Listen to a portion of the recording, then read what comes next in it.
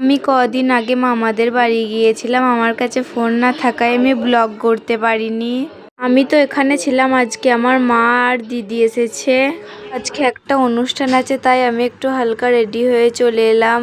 তো দেখো আমাদের ছোট্ট বড়টাও রেডি হয়ে গেছে, আমরা একটু খাওয়া দাওয়া করে নিলাম। তো দেখো প্যান্ডেলটা বেশি সাজায়নি, তারপরে এইখানে এসে দেখলাম ফটোশ্যুট হচ্ছে। ফটোশ্যুট করার পর এবার ছোট্ট বাচ্চাটাকে হলুদ মাখানো হচ্ছে। তো তারপর দেখো আমাদের নানি একটা নাচছে। তারপরে অনুষ্ঠান হয়ে যাওয়ার পর আমি গোসল করে একটু রেডি হয়ে চলে এলাম। তারপর আমরা সবাই মিলে চলে গেলাম একটু খাওয়া দাওয়া করতে। ব্যান্ড পার্টি করেছিল, আমরা সবাই মিলে ব্যান্ড পার্টির সঙ্গে সঙ্গে যাচ্ছিলাম। আর 4 চাকায় ছিল ওই ছোট বাচ্চাটা।